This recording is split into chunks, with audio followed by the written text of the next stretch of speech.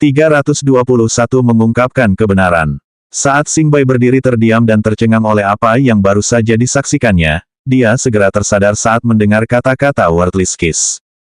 Tunggu sebentar, aku keberatan jika ini dianggap sebagai perbandingan yang adil dengan tes bakat apoteker. Kata Xingbai dengan tiba-tiba. Oh, mungkinkah kepala perkumpulan apoteker Firehead berniat mengingkari janjinya?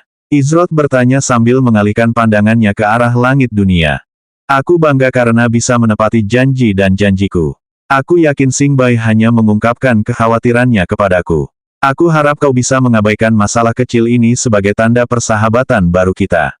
Kata Worthless Kiss sambil melotot ke arah Xingbai. Saya tidak bermaksud tidak sopan, tetapi saya tidak bisa tinggal diam menghadapi kenyataan. Saya tidak meragukan keterampilan apoteker Izrod dalam hal pembuatan pil, tetapi ada satu fakta penting yang tidak dapat diabaikan. Tentu saja, jika apoteker Izrod bersikeras agar saya merahasiakan kebenaran, maka saya tidak akan membicarakan masalah itu lagi. Namun, saya yakin dia bukan tipe orang seperti itu, kata Xingbai dengan suara penuh percaya diri. Xingbai, ini adalah pertama kalinya Xingbai tidak mau mundur dari masalah yang telah diputuskan oleh Worthless Kiss.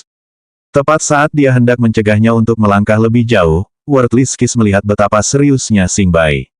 Ini membuatnya berhenti dan mundur beberapa langkah. Dia begitu asyik memperhatikan setiap gerakan Izrod sehingga mungkin dia melewatkan sesuatu yang berhasil menarik perhatian Xingbai. Karena dia begitu yakin akan hal itu, maka Worthless Kiss percaya bahwa sudah menjadi tugasnya sebagai kepala Firehead Apothecary Society untuk tidak menutup mata terhadap kata-katanya. Worthless Kiss menghela napas pelan saat dia berbalik menghadap Izrod dan berkata, sebagai kepala perkumpulan apoteker Firehead, saya tidak bisa mengabaikan kata-kata orang-orang di bawah saya. Oleh karena itu, saya harus meminta apoteker Izrod untuk mengikuti perilaku aneh kami. Setelah melihat keterampilan Izrod dalam membuat pil, meskipun ternyata dia bukan kaisar pil, Worthless Kiss merasa pantas untuk mengakuinya sebagai sesama apoteker. Namun, dia yakin bahwa dia tidak melakukan kesalahan dalam kunjungannya ke Mystical Realm Palace. Karena kalian berdua sangat peduli tentang hal itu, bagaimana aku bisa mengabaikan masalah ini? Xingbai, kau bilang itu bukan perbandingan yang adil dengan tes bakat apoteker, benar? Atau seperti yang kau katakan, sebuah fakta penting yang tidak bisa diabaikan. Aku ingin mendengar alasanmu di balik ini. Izrod berkata dengan ekspresi riang di wajahnya. Namun, Worthless Kiss dan Xingbai bisa merasakan tekanan yang tidak biasa saat Izrod berbicara. Dengan tatapan tajamnya, rasanya seolah-olah dia bisa melihat menembus mereka yang membuat perasaan tidak nyaman. Worthless Kiss jelas telah mendengar rumor yang beredar di sekitar Izrod. Dari Dungeon pertamanya dan World Boss hingga meraih juara pertama di event Protectors of Amaharpe.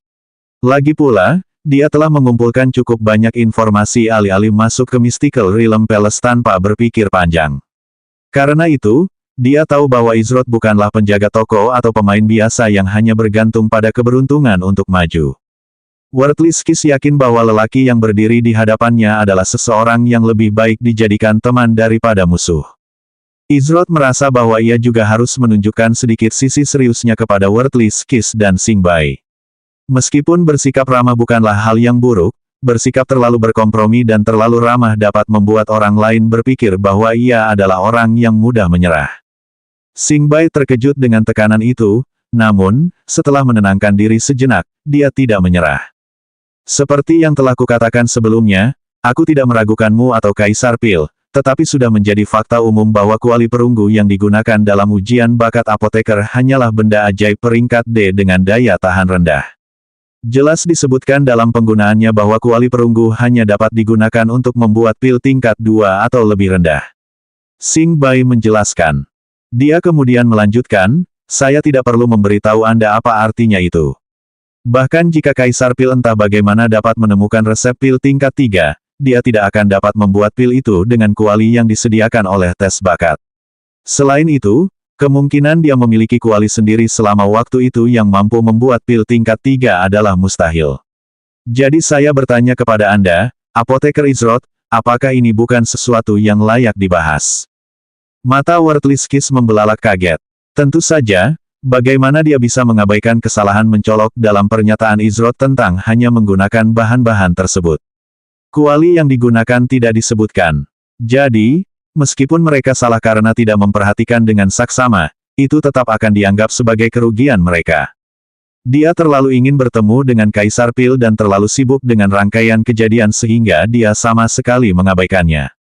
Betapa jelinya. Kurasa ini sudah cukup. Izrod memutuskan bahwa sudah waktunya untuk memberitahu Worthless Kiss dan Sing Bai tentang kebenaran karena tujuan utama dan sampingannya telah tercapai. Tujuan utama Izrod adalah untuk menarik Firehead Apothecary Society ke pihaknya. Adapun tujuan sampingannya, itu adalah ujian Worthless Kiss dan Sing Bai yang tidak didasarkan pada keterampilan apoteker mereka, tetapi hubungan mereka sebagai pemimpin dan bawahan. Tidak ada masalah dengan menjadi teman, namun, dalam lingkungan seperti kelompok seperti Firehead Apothecary Society, penting untuk mendefinisikan peran tertentu. Ini sama untuk guild teratas dan sebagian besar kelompok dan guild lainnya. Melihat bagaimana Worthless Kiss dan Sing Bai berinteraksi satu sama lain, terutama dalam situasi aneh dan unik seperti ini, mereka pasti akan kesulitan untuk melakukan rutinitas yang sudah mereka latih. Intinya, Izrod bisa membaca kepribadian Worthless Kiss, dan juga Sing Bai tidak lama setelah mereka bertemu. Worthless Kiss adalah orang yang bersemangat dan meskipun orang yang bersemangat memiliki keterampilan dalam bidangnya, mereka tidak begitu pandai dalam menangani detail-detail kecil. Sedangkan untuk Sing Bai, ia menyeimbangkan bagian Worthless Kiss itu dan bertindak sebagai mata dan telinganya untuk mencegahnya tertipu.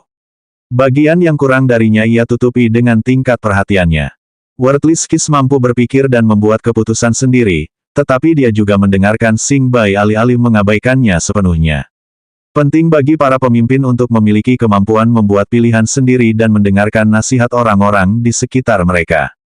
Jika Worthless Kiss telah menutup Sing Bai beberapa saat yang lalu, bahkan jika Izrod menyuruhnya mengikutinya, dia tidak akan mempercayakannya dengan sesuatu yang terlalu penting. Tidak ada yang lebih bodoh daripada seorang raja yang mengabaikan nasihat jenderalnya dan tidak ada yang lebih buruk daripada jenderal yang mengabaikan kesalahan raja mereka. Tentu saja, membandingkan keduanya dengan seorang raja dan jenderalnya agak berlebihan, tetapi untuk apa yang ada dalam pikiran Izrod, ia membutuhkan individu-individu seperti ini. Izrod akhirnya mengungkapkan identitasnya sebagai Kaisar Pil yang misterius. Worthless Kiss dan Sing Bai terkejut, tetapi tidak terkejut. Worthless Kiss sudah memiliki kecurigaan yang kuat sejak awal, tetapi ketika Izrod memamerkan keterampilannya dalam membuat pil, dia 99% yakin bahwa dialah Kaisar Pil. Satu-satunya alasan mereka terkejut adalah karena Izrod dengan sukarela mengungkapkan identitasnya kepada mereka. Dia juga menjelaskan bahwa dia hanya berhasil membuat pil tingkat 3 selama ujian bakat apoteker berkat keterampilan khusus. Dia memastikan untuk menyebutkan kuali yang meledak sebagai hasil dari tindakannya yang berani. Kedua apoteker itu tercengang. Dia meledakkan kuali, bukan karena pil yang gagal, tetapi karena dia mendorong kuali itu hingga melampaui batasnya. Alasan gila macam apa itu? Namun, baik Worthless Kiss maupun Sing Bai tidak meragukan kata-katanya. Bagaimanapun, mereka baru saja menyaksikannya membuat pil 5 siklus dari bahan-bahan berkualitas rendah. Kemunculan pertama pil 5 siklus di balai lelang yang menimbulkan kegemparan besar bertepatan dengan rentang waktu pernyataan Izrod. Tanpa diragukan lagi dalam benak mereka, Izrod adalah Kaisar Pil. Worthless Kiss menghela napas panjang seraya berkata, "Aku tidak menyangka kau akan mengakuinya dengan mudah. Aku tidak akan bertanya mengapa kau memutuskan untuk merahasiakan identitasmu sebagai Kaisar Pil, tetapi aku dapat berjanji padamu bahwa baik aku maupun Sing Bai tidak akan membicarakan masalah ini dengan orang lain." Sing Bai mengangguk untuk menunjukkan persetujuan dan penerimaan terhadap janji Worthless Kiss. Tetap saja, tak terbayangkan bahwa ada keterampilan luar biasa yang dapat memungkinkan seorang apoteker mengabaikan batasan kuali. Meskipun agak sulit untuk mengatakan apakah keterampilan itu sepadan karena biaya satu kuali saja. Kata Sing Bai. Yang lebih penting, Worthless Kiss mendekati Dark Abyssal Cauldron. Kuali ini adalah harta karun yang sesungguhnya. Di mana kau mendapatkannya? Juga, inti api peringkat B itu, aku telah mencari inti api lainnya, namun, aku hanya dapat menemukan satu di peringkat C. Oh, dan tentang menambahkan tetesan air terisolasi itu di urutan pertama. Worthless Kiss terus mengoceh dan bertanya-tanya karena kegembiraan terlihat dari sudut matanya. Izrod meluangkan waktunya untuk menjawab semua pertanyaan Worthless Kiss, dan juga Sing Bai. Mengenai kebocoran resep pil 5 siklus, Izro tidak khawatir tentang hal itu. Dia tidak hanya mempercayai penilaiannya terhadap karakter ketika berhadapan dengan dua apoteker, tetapi bahkan jika dia kehilangan satu resep pil tingkat 3, itu tidak akan menjadi kerugian besar. Lagi pula, mereka sekarang akan berada di pihak yang sama dan ini adalah cara yang baik untuk menunjukkan bahwa ketulusannya tidak hanya bergantung pada kata-kata, tetapi juga tindakan. Setelah berbicara dan bereksperimen selama hampir 3 jam tanpa istirahat, ketiganya lupa waktu. Izro terkejut karena Worthless Kiss mengetahui beberapa hal yang tidak diketahuinya. Misalnya, pil memiliki peringkat tersembunyi yang berbunyi normal, Bless, Heavenly Bless, dan Divine jika dilihat dari kualitas keseluruhannya. Bagaimana Worthless Kiss mengetahui hal ini? Ia memiliki sifat unik yang memungkinkannya memeriksa peringkat tersembunyi pil dan mengungkap efek khusus yang mungkin terkandung di dalamnya. Meskipun pemain normal dapat melihat efek yang diberikan oleh pil normal dan pil berperingkat terberkati, hal yang sama tidak berlaku untuk pil berperingkat surgawi dan pil berperingkat ilahi. Menurut Worthless Kiss, dia belum pernah melihat pil berperingkat surgawi atau pil berperingkat ilahi sebelumnya, tetapi dia tahu tentang keberadaan mereka berkat deskripsi keterampilannya. Menarik. Sepertinya pil yang telah kubuat selama ini hanya dibuat dengan pangkat tersembunyi biasa dengan beberapa pangkat tersembunyi yang diberkati yang tercampur berkat sifat ahli pil alami milikku. Apakah sifat ahli pil alami milikku juga memungkinkanku untuk membuat pil dengan pangkat tersembunyi tersebut atau adakah metode khusus yang diperlukan untuk melakukannya? Tetap saja, baginya memiliki keterampilan seperti itu sangatlah berguna. Setelah berbasa-basi dan menyelesaikan beberapa detail tentang masa depan, Worthless Kiss dan Xing Bai memutuskan untuk kembali ke kantor pusat sementara Firehead Apothecary Society untuk memberitahu para anggota tentang perubahan tersebut. Mengenai markas baru mereka, Izro berencana menambah lantai 3 ke Mystical Realm Palace yang secara khusus difokuskan pada pembuatan pil. Meskipun agak mahal, itu jauh lebih baik daripada tempat tinggal sementara Firehead Apothecary Society saat ini. Selain itu, ia tidak perlu bolak-balik antara dua tempat hanya untuk melihat bagaimana keadaan di masa mendatang. Tenang saja, Pil M. Izro, meskipun aku tidak bisa berjanji bahwa seluruh Firehead Apothecary Society akan mengikuti, paling tidak, sebagian besar dari mereka akan bersedia menyetujui persyaratan yang kau tawarkan. Kau dapat mengharapkan kami untuk melakukan transisi akhir minggu ini. Sampai saat itu, aku berharap perjalananmu aman. Worthless Kiss berkata dengan penuh hormat saat dia pergi bersama Xing Bai. Pada akhirnya, Izro merasa puas dengan hasilnya. Dengan adanya Firehead Apothecary Society di pihaknya, Izro akhirnya dapat fokus untuk memperluas Mystical Realm Palace. Adapun langkah selanjutnya, melibatkan Luna dan yang lainnya. Namun, Izro harus menunda bagian itu untuk sementara karena ia telah membuat pengaturan sebelumnya. Sekarang, bagaimana aku harus menangani masalah lainnya? Niat orang itu masih terlalu mencurigakan. 3 hari yang lalu beberapa saat setelah deklarasi Zenru. Sosok bayangan tengah mengincar tanah milik Krixelsia di ibu kota sihir. Sosok bayangan yang sama yang telah mengikuti Izro di Tiger's Mouth. Aku tidak menyangka dia bisa menyelesaikan tugas secepat itu. Jujur saja, dia monster kecil. Mungkin dia punya peluang untuk mendapatkan peringkat yang layak, tetapi dia masih agak lemah dibandingkan yang lain. Tapi, kita tidak bisa menunggu lebih lama lagi. Sosok bayangan itu mendesah. Meskipun harus kuakui, pandangan jauh ke depan orang itu menakutkan untuk dilihat sejauh ini. Sekarang, bagaimana aku harus mendekatimu, monster kecil? Sosok bayangan itu berkata saat tatapannya tertuju pada Izro. 322 Balapan Fantasi. Setelah Zenru selesai membuat pernyataannya, Izro, Valentine, dan Krixelsia kembali ke dalam gedung. Mengenai pihak mana yang akan dipilih Izro dan Valentine, itu bahkan bukan pertanyaan yang perlu ditanyakan. Kedua pemain sudah memiliki ikatan dengan Amaharpe dan Proximus, oleh karena itu, tidak ada tempat bagi mereka di Tempest. Seiring berjalannya waktu, Krixelsia berkata bahwa ia akan kembali ke Everpeak. Karena perang sudah di depan mata, ia harus mempersiapkan beberapa hal sebelumnya. Tentu saja, ia memastikan bahwa ia memberi Valentine lebih dari cukup tugas dan materi untuk membuatnya tetap sibuk saat ia pergi. Dengan jumlah yang diberikannya, orang akan mengira Krixelsia sengaja menyiksa Valentine. Namun, bagaimana mungkin seseorang yang mencintai sihir seperti Valentine bisa mengeluh? Yang terpenting, dia sangat gembira. Setelah Izrod dan Valentine berpamitan dengan Krixelsia, dia pun pamit kembali ke Everpeak. Oh ya, aku ingin bertanya sesuatu padamu. Bagaimana kau bisa melihat belenggu ranjauku? Tanya Valentine dengan nada penuh rasa ingin tahu.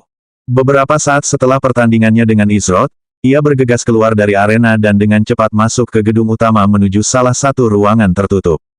Saat itu, Valentine takut ia akan kehilangan alur pemikiran kreatifnya jika ia membuang-buang waktu.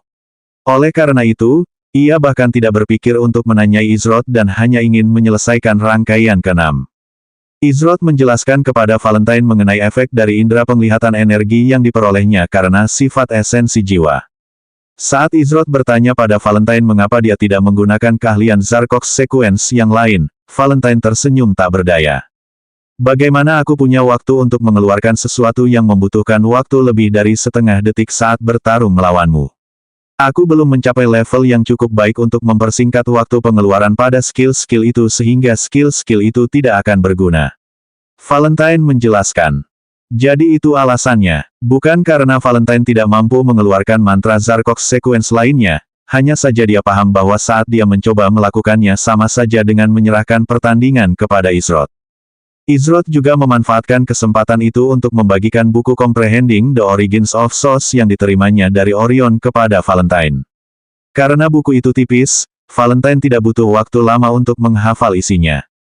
Valentine membelalakan matanya karena tidak percaya saat mengembalikan buku itu kepada Izrod. Dia agak kurang jelas pada beberapa bagian, tetapi untungnya Izrod ada di sana untuk menghilangkan kekhawatirannya. Bahkan bisa melakukan hal seperti ini. Soschen itu juga cukup menarik.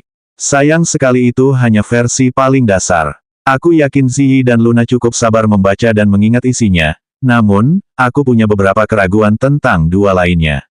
Valentine mendesah sambil menggelengkan kepalanya. Memang, itulah sebabnya aku hanya berencana untuk mengajarkan mereka bagian Soschen. Lebih dari itu, aku khawatir mereka akan mencoba melarikan diri. Ucap Izrod dengan senyum riang di wajahnya. Valentine terkekeh saat menjawab, menurutku itu ide yang bagus. Mungkin itu akan lebih berhasil pada mereka yang memiliki esens yang lebih sedikit. Karena esensmu jauh lebih tinggi daripada esens kami, itu mungkin menjelaskan mengapa kemajuanmu begitu lambat saat menggunakan Soschen.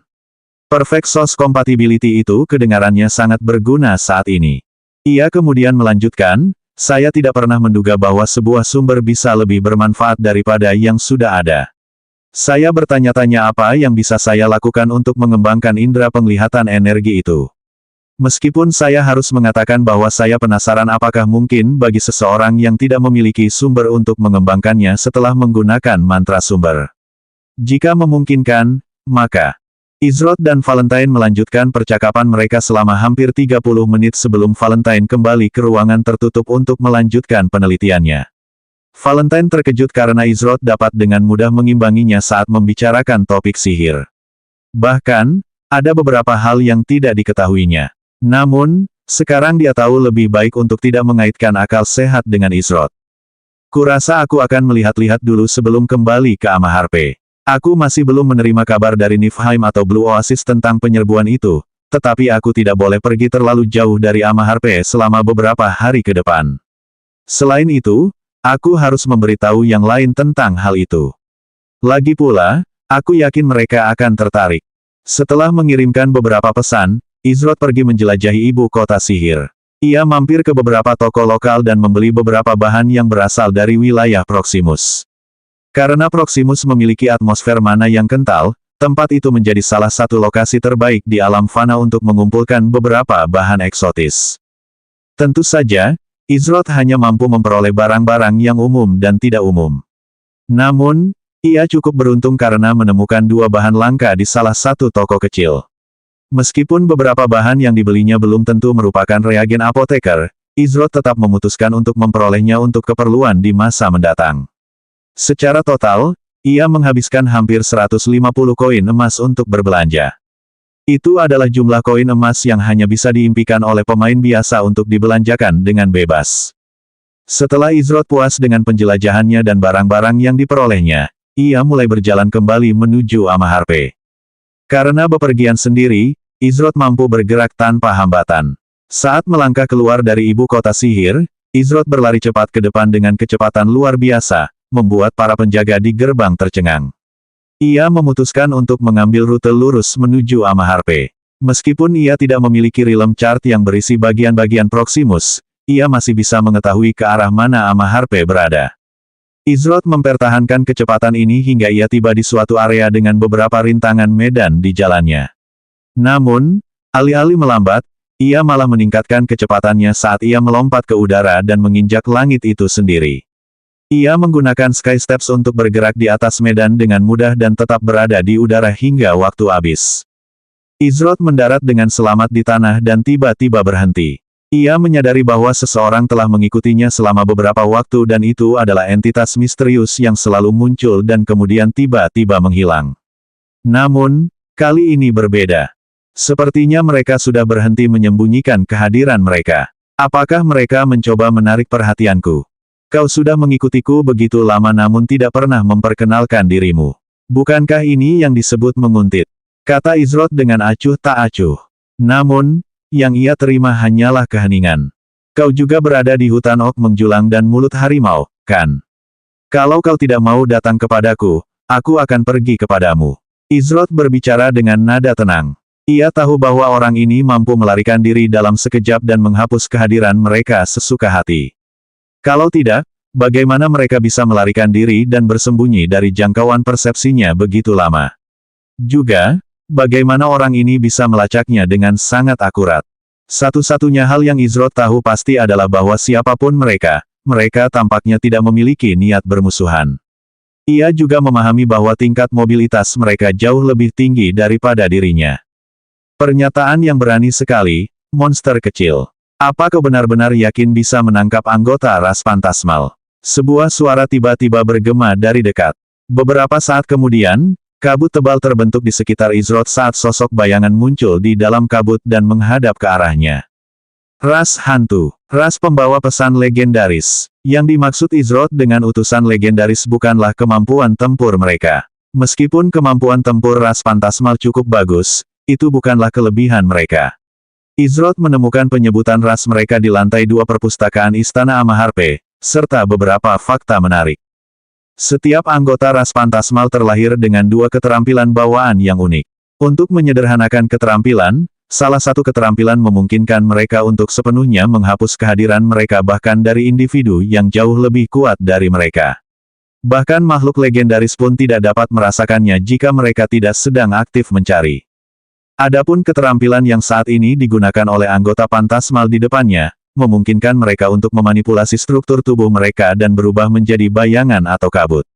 Dalam kedua kondisi tersebut, anggota ras Phantasmal tidak dibatasi oleh bentuk fisik mereka dan dapat menempuh jarak yang jauh dalam waktu yang singkat. Inilah sebabnya mereka dianggap sebagai ras pembawa pesan yang legendaris. Akan tetapi, sejarah mereka tidak selalu damai. Rupanya, sebelum Perang Titan kelima, ras Phantasmal dikenal karena kemampuan membunuh mereka yang tak tertandingi. Sayangnya, mereka terlalu ahli dalam pekerjaan mereka dan hanya setia pada satu hal, emas.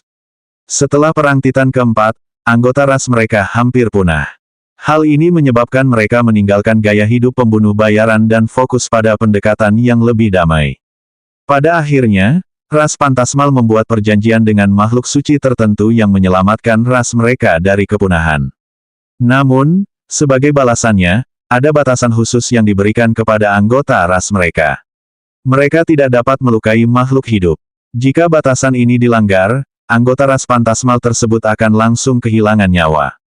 Tentu saja, beberapa anggota yang tidak dapat meninggalkan cara hidup mereka sebagai pembunuh harus mengalami hal ini dengan cara yang sulit.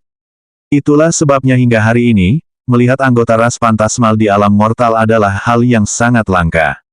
Ras Phantasmal hanya bertugas sebagai pembawa pesan bagi orang-orang yang kuat. Itu berarti bahwa siapapun yang bekerja untuknya adalah makhluk yang berbahaya.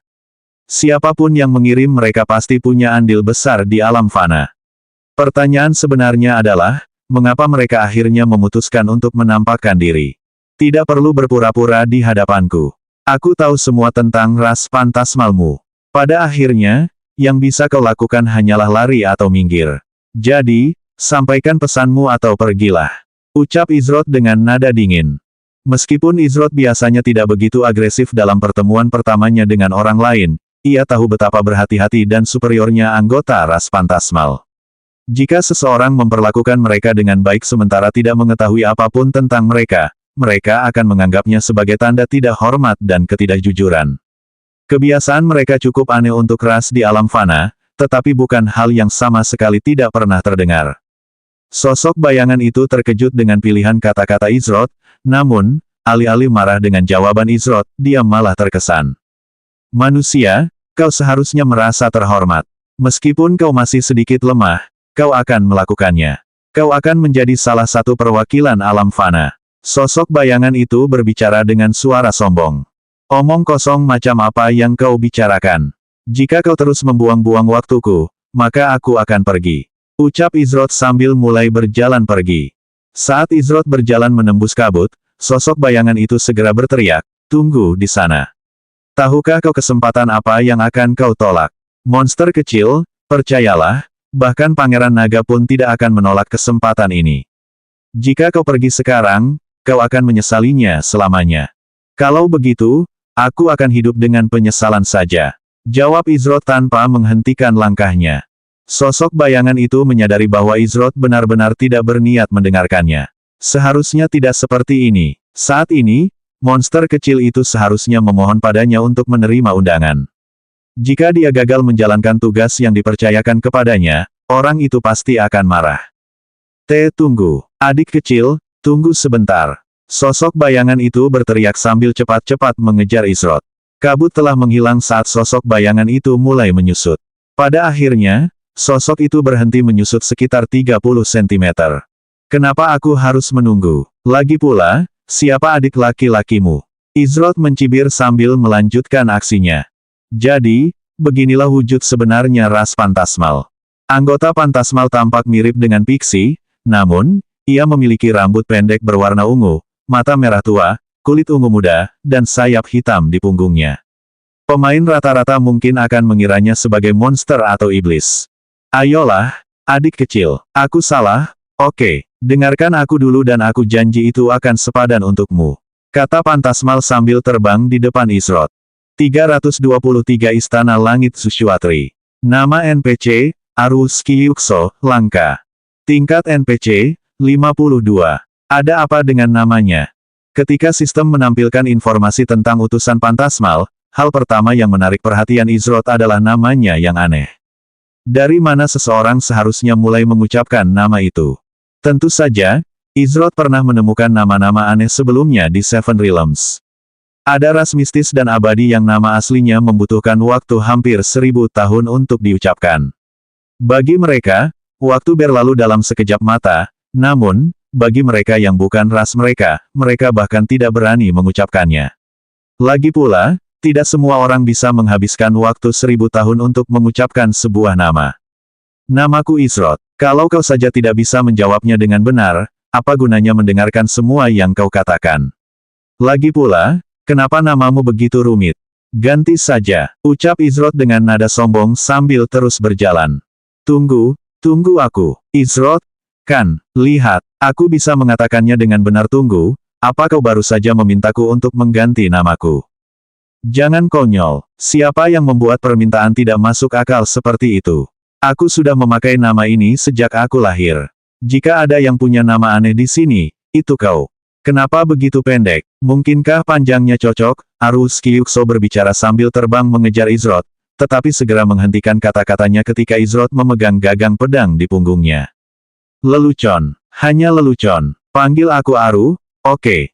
Jangan mengayunkan benda itu. Aru segera berkata dengan nada meminta maaf dan sedikit panik. Yang bisa dia lakukan hanyalah melarikan diri jika Izrod memutuskan untuk menyerangnya karena kutukan pada rasnya. Jika itu terjadi, dia tidak hanya akan gagal dalam misinya, tetapi yang lain akan menertawakannya jika mereka mengetahui bahwa dia diusir oleh manusia. Bagaimana dia bisa menunjukkan wajahnya di hadapan Phantasmal lainnya jika itu terjadi? Ada juga fakta bahwa meskipun Aru hampir 10 level lebih tinggi dari Izrod, dia tetap berhati-hati. Ini karena dia secara pribadi telah menyaksikan sejauh mana sos milik Izrod. Meskipun masih dalam tahap awal, SOS itu sangat kuat dibandingkan dengan SOS tahap awal pada umumnya.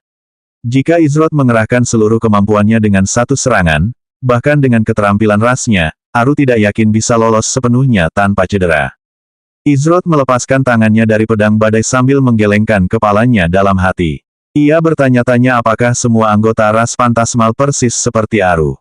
Pada akhirnya, terlepas dari metode pendekatan Aru, Izroth tertarik pada apa yang dimaksudnya dengan mewakili alam fana dan layak untuk diperjuangkan.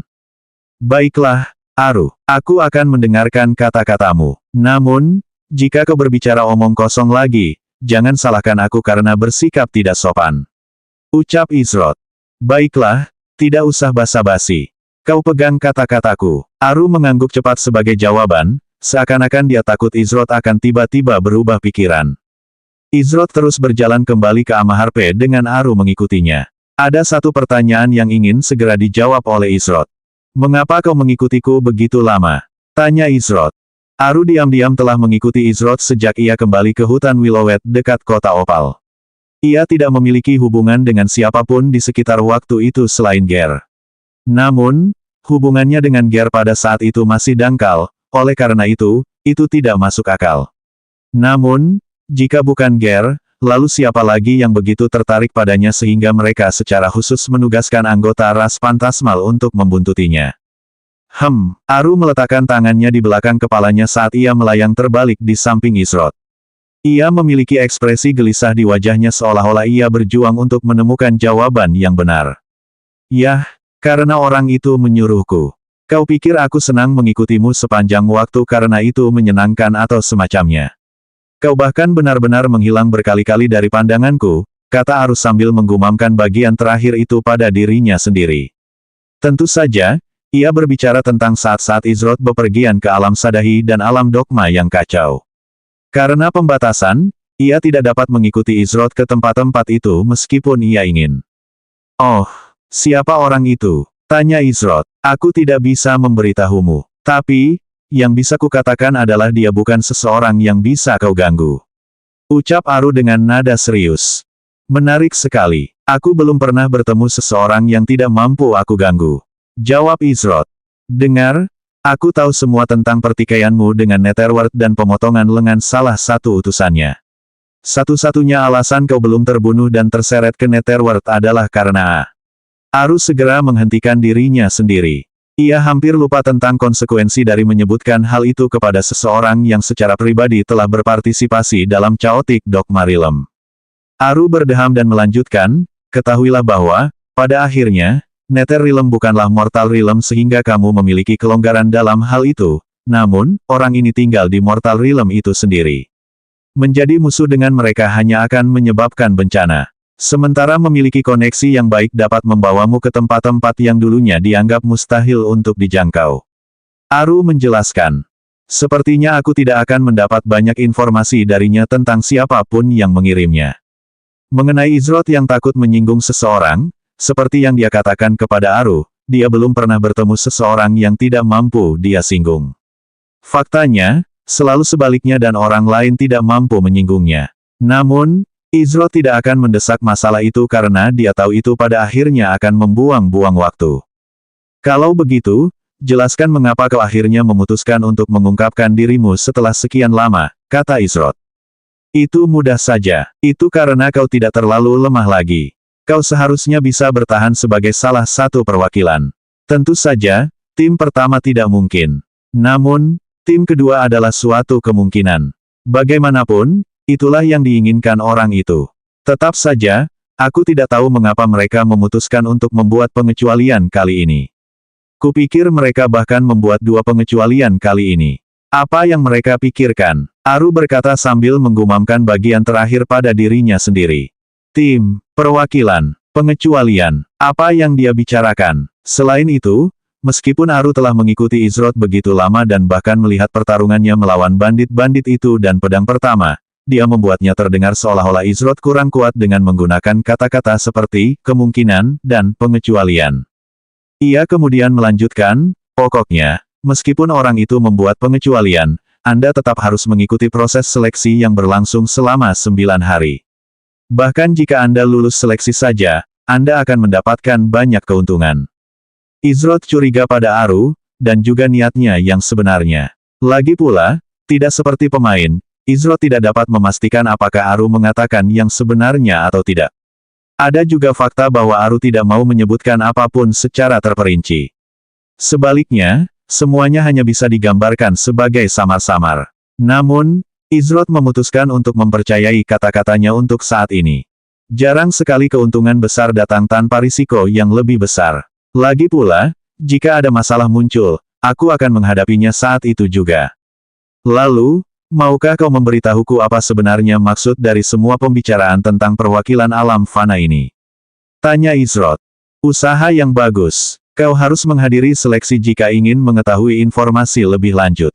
Aku sudah memberitahumu lebih dari yang seharusnya kau ketahui. Aku bisa mendapat masalah serius karenanya. Lihat betapa murah hatinya aku. Baiklah, kata Aru dengan ekspresi puas di wajahnya. Apakah ada yang salah dengan kepalanya? Izrod menggelengkan kepalanya sambil berkata, di mana seleksi ini berlangsung? Aru menyeringai dan menjawab, di mana lagi acara semegah ini akan berlangsung? Ia lalu menunjuk ke arah langit. Sekarang, bagaimana aku harus menangani masalah lainnya? Niat orang itu masih terlalu mencurigakan. Izrod baru saja mengucapkan selamat tinggal pada Worthless Kiss dan Xingbai. Sekarang setelah dia menyelesaikan tugas itu, dia harus menghadapi orang yang menyebalkan itu. Aru, aku siap, ucap Izrod sambil berdiri sendirian di ruang pembuatan pil. Jika ada orang lain di sana, mereka akan mengira dia gila karena berbicara sendiri. Namun, beberapa detik kemudian, kabut tebal terbentuk di dalam ruang pil sebelum menghilang dengan cepat. Dari kabut itulah Aru muncul. Biasanya, Aru tidak akan pernah sedekat ini dengan Izrod karena indera penglihatan Izrod yang sudah sangat mengerikan. Namun, karena ia tidak perlu lagi bersembunyi, Aru mampu mengikuti Izrod bahkan ke tempat-tempat seperti istana alam mistis. Apakah kamu sudah punya semua yang kamu butuhkan? Begitu aku membawamu ke sana, kamu hanya punya dua cara untuk kembali. Kamu harus mengklaim salah satu tempat yang representatif atau mati. Tidak ada jalan tengah. Aru menjelaskan. Yah, ada cara lain juga, tapi aku tidak akan memberitahunya. Mungkin ini akan membuatnya terguncang untuk sementara waktu. Aru berpikir dalam hati. Bawa saja aku ke sana dan aku akan urus sendiri sisanya, kata Izrod. Baiklah. Tapi, jangan bilang aku tidak memperingatkanmu. Ulurkan telapak tanganmu. Aru mencibir. Izrod mengulurkan telapak tangannya. Aru kemudian melayang di dekat telapak tangan Izrod saat ia mulai melantunkan mantra dalam bahasa asing. Saat Aru melakukannya, sebuah simbol sihir unik terbentuk di tengah telapak tangan Izrod. Di bagian belakang telapak tangan Izrod, muncul angka 100 dan tampak seolah-olah seseorang telah menuliskannya dengan spidol hitam permanen. Untuk apa angka ini? Semoga berhasil. Kau pasti akan membutuhkannya. Oh iya, ingat untuk mendarat di peron tengah. Jika kau pergi ke tempat lain, kau bahkan tidak akan tahu bagaimana kau mati. Ucap Aru seolah-olah hal itu hampir terlupakan. Itulah kata-kata terakhir yang didengar Izrod sebelum semua yang ada di sekitarnya menjadi gelap gulita. Ia tidak tahu di mana ia berada saat itu. Formasi sihir di ruang terisolasi. Tidak, ini berbeda dari formasi sihir di tempat Krixelsia di Everpeak. Rasanya hampir mirip dengan menyeberang ke danau air mata. Setelah menghabiskan hampir 1 menit penuh dalam kegelapan total, Izrod mulai merasa seolah-olah dia telah dipermainkan oleh Aru. Namun, tepat saat pikiran itu terlintas di benaknya, cahaya putih terang muncul di hadapannya. Dia tertarik ke arah cahaya itu dan sebelum dia menyadarinya, dia tiba-tiba berada di langit. Apakah ini tempat yang dimaksudnya saat menunjuk ke langit? Apakah aku masih di Amaharpe? Saat itu, Izrod sedang jatuh bebas dari langit dengan kecepatan tinggi. Di bawahnya terdapat sebongkah tanah raksasa yang tidak bergerak di langit. Permukaannya berdiameter lebih dari 300 km. Ada 4 wilayah berbeda yang dapat dilihat Izrod dari langit. Satu wilayah berkobar dengan api yang tak berujung, satu wilayah penuh hutan lebat dengan lingkungan yang subur dan hijau, dan wilayah lainnya dengan laut yang luas. Sedangkan untuk wilayah terakhir, terjadi badai yang mengamuk dengan guntur dan kilat yang terus-menerus, serta banyak angin puting beliung yang menyebar di seluruh wilayah. Ada area di tengah yang menghubungkan setiap wilayah. Sebuah istana putih megah dengan garis emas berdiri di sana bersama panggung besar di depannya. Itu pasti daerah yang Aru bicarakan. Tetap saja, orang itu benar-benar kejam karena tidak memperingatkanku tentang kejatuhan bebas ini. Aku harus membicarakannya dengannya saat aku kembali. Peringatan sistem, Anda telah memasuki wilayah Istana Langit Tsushiyatri. Saat Izrod jatuh dari langit, ia melihat ada sekelompok orang yang sudah berkumpul di panggung. Dari apa yang dapat ia lihat, setidaknya ada 70 orang yang hadir. Sepertinya cukup banyak orang telah tiba. 324 penguasa Istana Langit, Tsushiyatri. Saya bertanya-tanya apakah semua orang tiba dengan cara yang sama. Saat Izrod turun dari langit seperti meteor dan mendekati platform, ia mengaktifkan skill Falling Feather Steps yang terpasang pada sepatu ski step miliknya. Tepat saat tubuh Izrod hendak bertabrakan dengan platform, tubuh itu tegak lurus dan energi yang terkumpul dari kejatuhannya dinetralisir.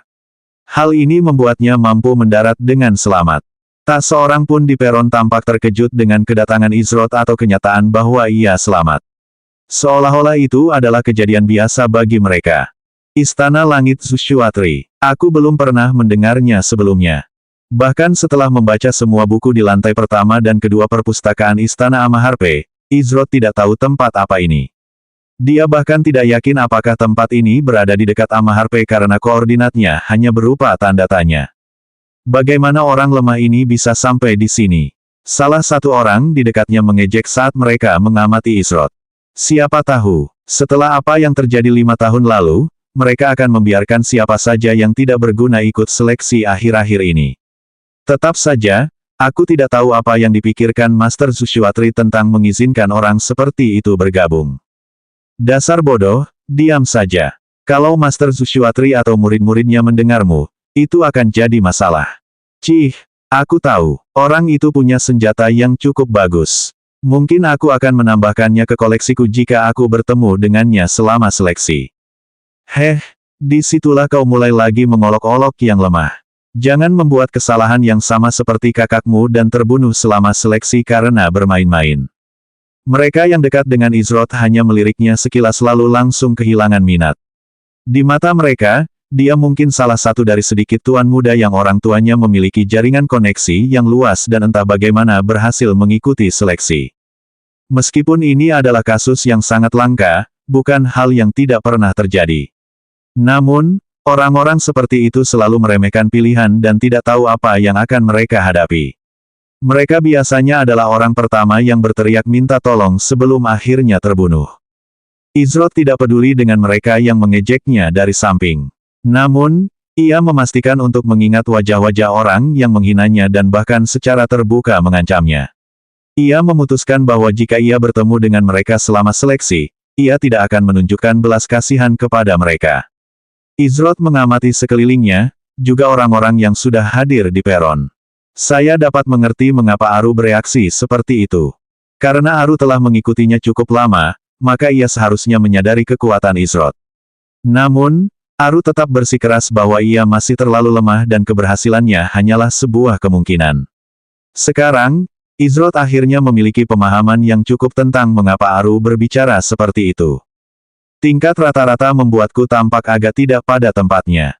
Saat Izrod memeriksa orang-orang di sekitarnya yang menggunakan sistem tersebut, ia menemukan bahwa kisaran level rata-rata adalah antara 50 sampai 52. Bahkan ada beberapa orang yang levelnya 55. Saat ini, Izrod hanya level 45. Ini berarti bahwa bahkan mereka yang terlihat paling lemah pun masih 5 level lebih tinggi darinya. Belum lagi, kesenjangan alami yang ada antara NPC yang levelnya 49 dan level 50 sangat besar. Ini berarti bahwa bahkan NPC langka seperti Vesword Zephyr akan mengalami kekalahan dari hampir semua orang acak yang saat ini ada di platform. Namun, Izrod tidak terintimidasi oleh fakta ini. Sebenarnya, dia menantikannya. Sulit baginya untuk menemukan lawan yang menantang yang setara dengannya. Izrod tahu bahwa cara tercepat untuk meningkatkan pengalaman dan keterampilan seseorang adalah dalam situasi pertempuran yang sebenarnya.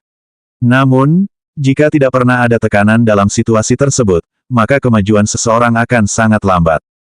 Oleh karena itu, dengan kesenjangan kekuatan dasar yang demikian lebar, kemungkinan besar ia akhirnya akan mampu menemukan pasangan yang layak dan melatih bentuk pedangnya ke tingkat puncak.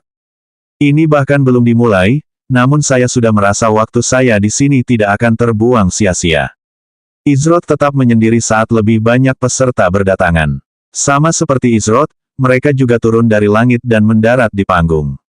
Mereka menggunakan berbagai macam metode seperti memanggil binatang yang bisa terbang, benda ajaib, dan beberapa bahkan menggunakan keterampilan yang mirip dengan Falling Feather Steps milik Izrod. Ada juga beberapa yang tidak sampai ke peron dan berakhir di salah satu wilayah terpisah. Setiap kali itu terjadi, akan ada pilar cahaya yang jatuh dari langit dan menghilang beberapa saat kemudian. Dasar bodoh, apa mereka tidak tahu aturan dasarnya? Jika seseorang mendarat di luar area platform, mereka akan secara otomatis dianggap sebagai ancaman bagi istana langit dan disingkirkan oleh formasi sihir besar yang melindunginya. Kata salah satu peserta. Dari apa yang kudengar, selalu ada segelintir orang idiot yang mencoba menjelajah lebih jauh dan akhirnya membayar harganya. Setelah hampir 30 menit berlalu, kini sudah ada 1.000 orang yang berkumpul di panggung. Untungnya panggung sangat luas sehingga mereka tidak terlalu berdesakan. Ini jauh lebih dari yang kuharapkan. Meskipun mengingat ukuran tempat ini, kurasa kurang dari ini tidak ada gunanya. Seiring dengan semakin banyaknya orang yang datang, peron mulai menjadi semakin gaduh. Bahkan ada beberapa perkelahian yang terjadi di antara mereka yang memiliki sejarah buruk sebelumnya. Master Sushuatri mendekat. Diamlah. Suara keras dan menggelegar menggema di seluruh area sekitar dan mencapai setiap sudut panggung. Tepat setelah suara itu membuat pengumuman, seluruh panggung menjadi sunyi senyap. Bahkan, begitu sunyinya sehingga orang bisa mendengar suara jarum jatuh. Siapa sebenarnya Sushuatri ini? Izrod penasaran seperti apa orang yang mampu menjadi penguasa tempat seperti Istana Langit, dan juga mengumpulkan begitu banyak orang kuat. Belum lagi, saat orang itu membuat pengumuman, suasana menjadi berat dan tegang. Hampir seperti semua orang takut menunjukkan tanda-tanda tidak hormat kepada Sushuatri. Bahkan mereka yang berkelahi satu sama lain menghentikan aksinya dan memperbaiki diri. Beberapa saat kemudian, 9 pilar cahaya turun dari langit dan panggung megah muncul di depan panggung. Saat cahaya menghilang, 9 orang muncul di panggung megah itu. 8 orang berdiri dengan hormat di belakang lelaki tua di depan kelompok itu. 6 dari mereka adalah laki-laki, sedangkan 2 lainnya adalah perempuan. Ada aura kuat yang keluar dari 8 orang di belakang lelaki tua itu. Sedangkan lelaki tua itu sendiri, ada aura mengerikan yang keluar darinya. Di permukaan, dia tampak seperti lelaki tua yang lembut dan dia bahkan memiliki senyum yang menyenangkan di wajahnya. Namun, tersembunyi di balik itu Izrod dapat mengatakan bahwa dia adalah seseorang yang berada di liga yang sama dengan Ger dan 7 pahlawan lainnya. Tidak. Sebenarnya, lelaki tua itu bahkan mungkin berada di level yang lebih tinggi dari mereka. Tentu saja, ini hanya perasaan Izrod, namun, dia yakin dengan instingnya. Orang tua itu memang kuat, tetapi orang-orang lain yang menemaninya bukanlah orang yang mudah menyerah. Izrod mengaktifkan energi vision sense-nya. Dia hanya berjarak sekitar 50 meter dari panggung sehingga dia tidak mengeluarkan terlalu banyak esens. Meskipun hanya sedetik, Izrod jelas melihat betapa tidak normalnya 9 orang di atas panggung.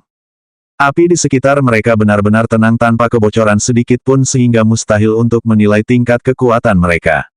Dengan kata lain, mereka mampu mengendalikan energi mereka dengan sempurna. Tuan, semua peserta telah tiba. Anda dapat melanjutkan perjalanan dengan santai. Salah satu pria yang berdiri di belakang lelaki tua itu berkata dengan nada hormat. Pria ini memiliki telinga dan ekor seperti binatang buas yang mirip kucing dengan mata berwarna emas yang tajam, rambut hitam, dan kulit kecoklatan. Dia sangat tampan dan tampak seperti tipe pria yang akan membuat wanita jatuh cinta pada pandangan pertama. Dia adalah anggota ras binatang di RML yang dikenal sebagai Zensana, ras yang kuat seperti prajurit.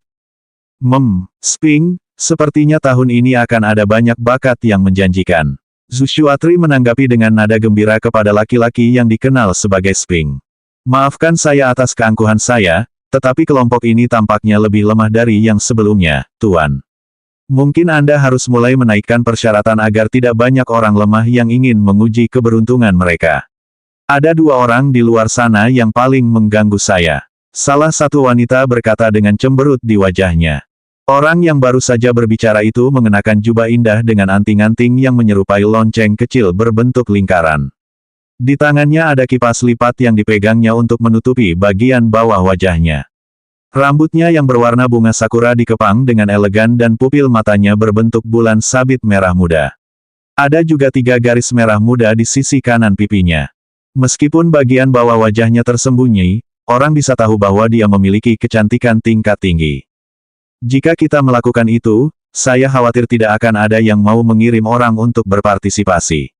Lagi pula, tidak banyak orang di bawah usia 30 tahun yang bisa memenuhi persyaratan kekuatan, Sage. Zushuatri menjawab sambil menatap kerumunan dan dia segera menyadari 2 orang yang dimaksud Sage. Adapun mereka berdua, mereka dikirim oleh orang itu. Sudah lebih dari 20 tahun sejak terakhir kali mereka merekomendasikan seseorang untuk berpartisipasi dalam seleksi. Saya menantikan penampilan mereka, kata Zushuatri dengan nada ramah. Sekarang, kurasa kita harus mulai, kata Zushuatri sambil melangkah maju. Izrod menerima peringatan dari Soul Sense saat Sage mengarahkan pandangannya padanya. Namun, peringatan itu segera menghilang secepat kemunculannya. Dia agak terkejut saat Soul Sense-nya berbunyi. Apakah dia sudah melakukan sesuatu yang menyinggung salah satu orang di panggung itu? Tidak ada satupun dari mereka yang tampak familiar bagiku. Namun, orang itu pasti ingin membunuhku tadi.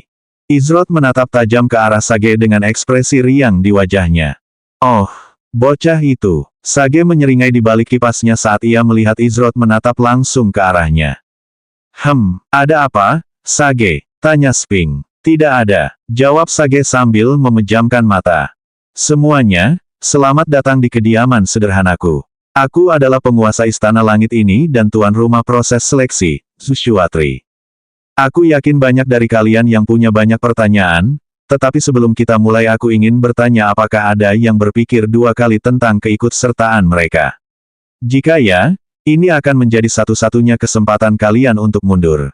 Begitu seleksi resmi dimulai, hanya ada 3 cara untuk meninggalkan istana langit, menang, mati, atau bertahan hidup hingga batas waktu 4 jam berakhir.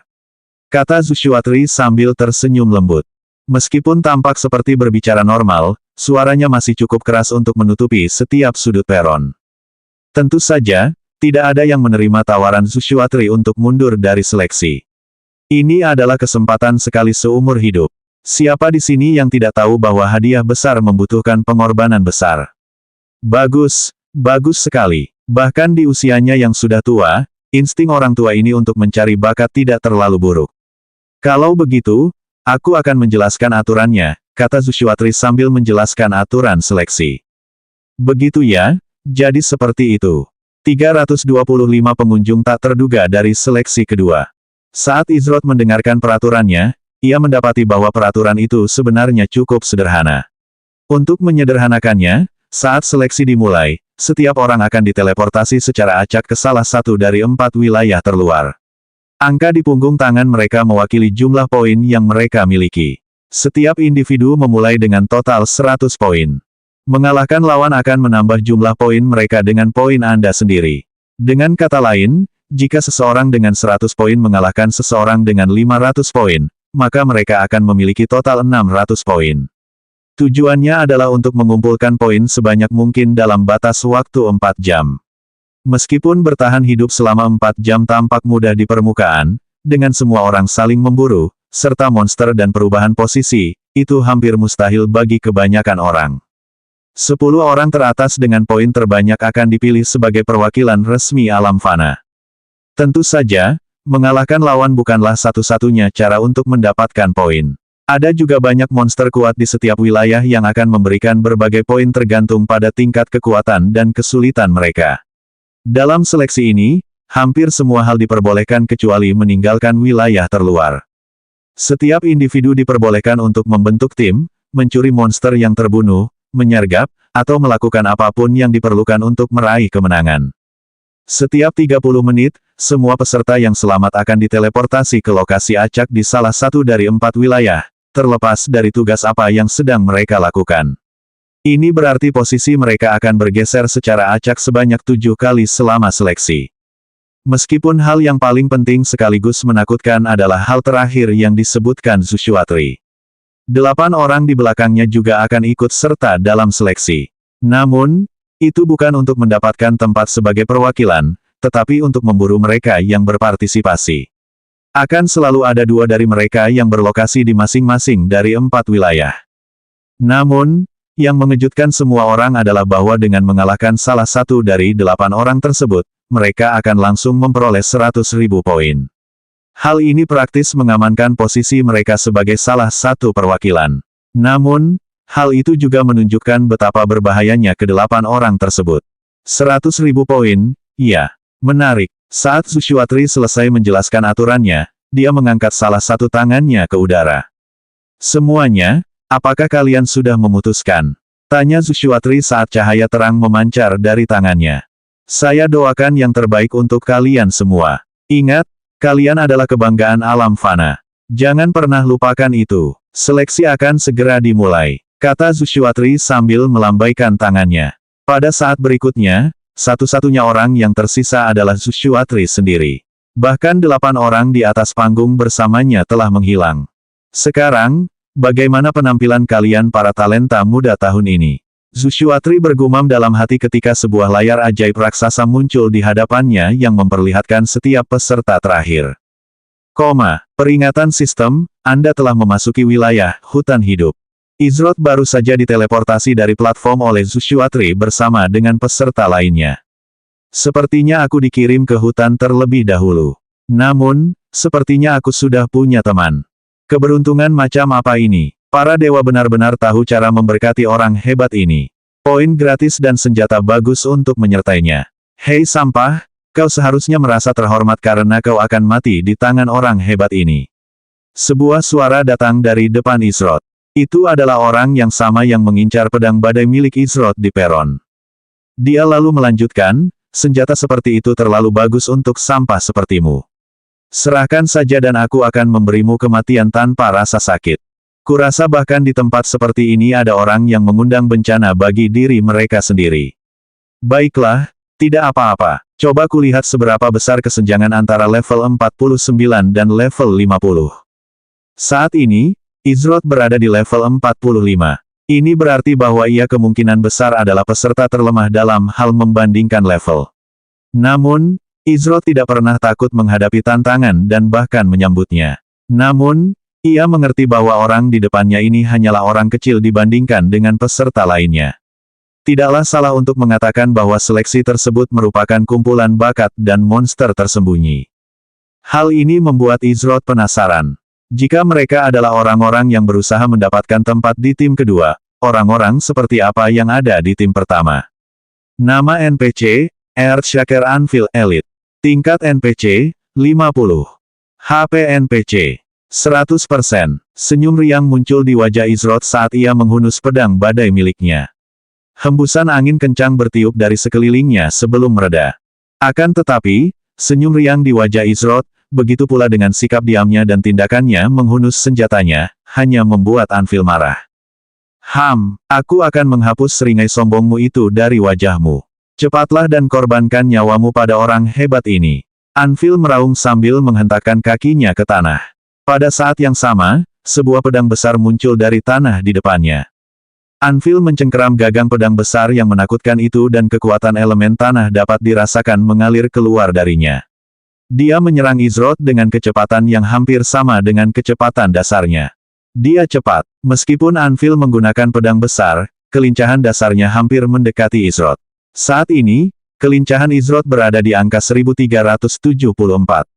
Dari cara Anvil bergerak, Izrod memperkirakan bahwa kelincahannya hanya sedikit di atas 1000 poin. Bagi seseorang yang menggunakan pedang besar, itu adalah kecepatan yang luar biasa untuk didapatkan. Namun, Izrod hanya sedikit terkejut dan tidak lebih.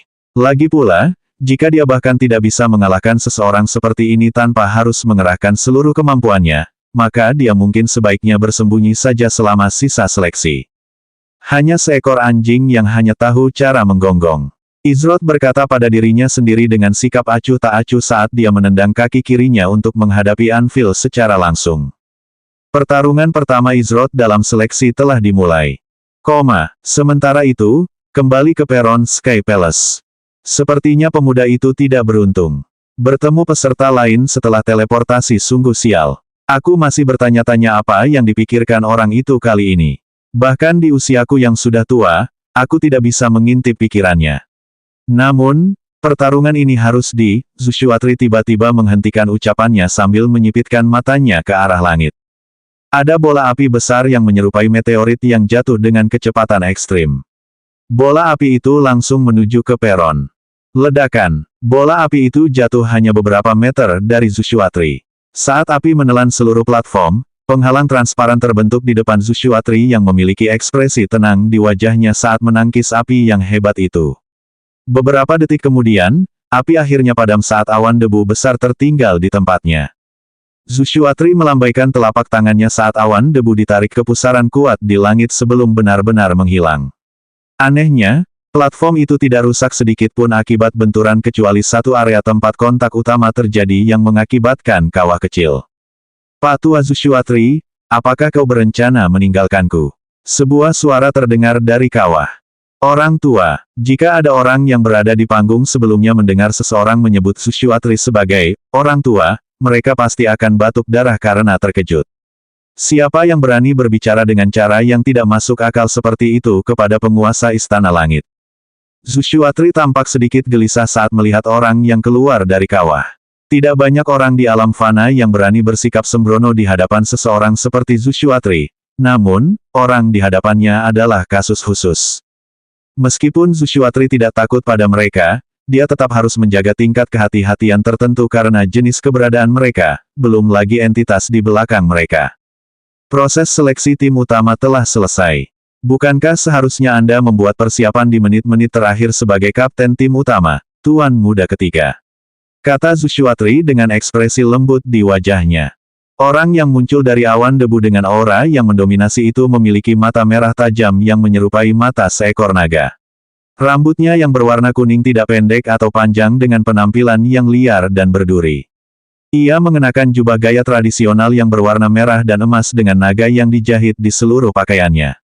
Dia berdiri tegak dan bangga dengan kedua lengan terlipat, membiarkan lengan baju jubahnya berkibar bebas.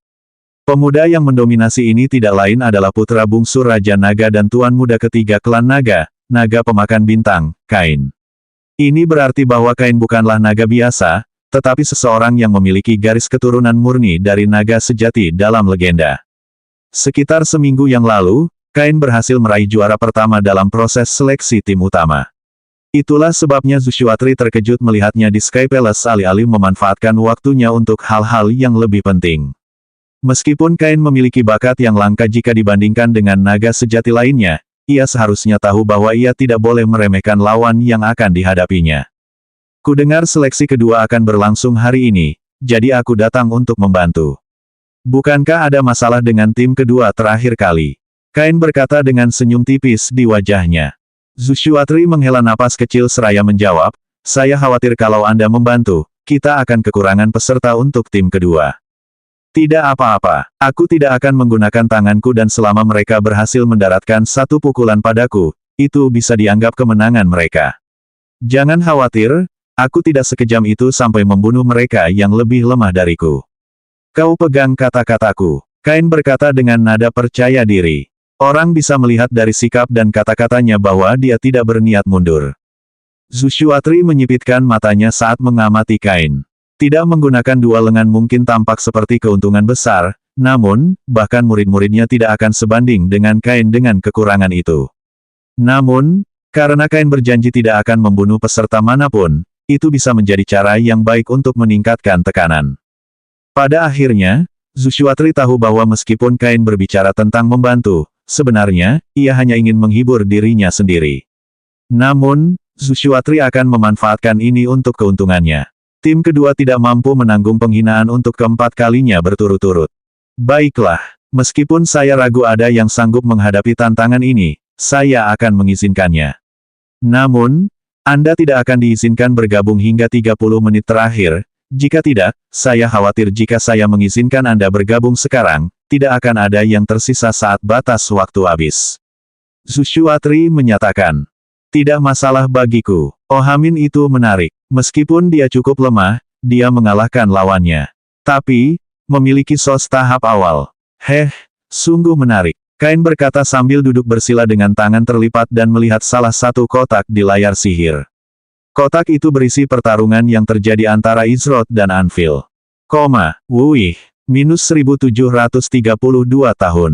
Pertahanannya lebih kuat dari yang kuduga. Namun, itu bukan masalah besar karena serangannya tidak mungkin mengenaiku dengan kecepatan seperti itu.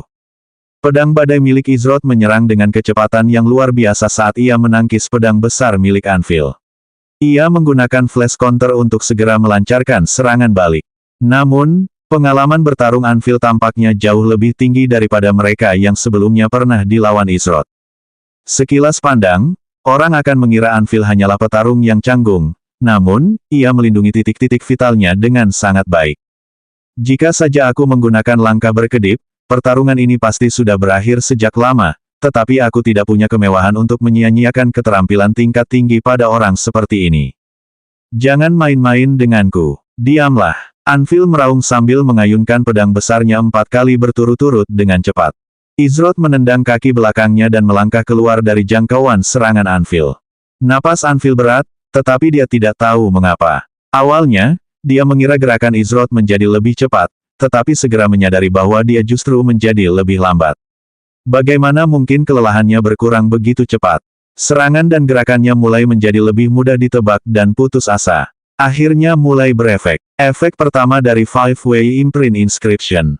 Selanjutnya bab 326 jejak 5 arah.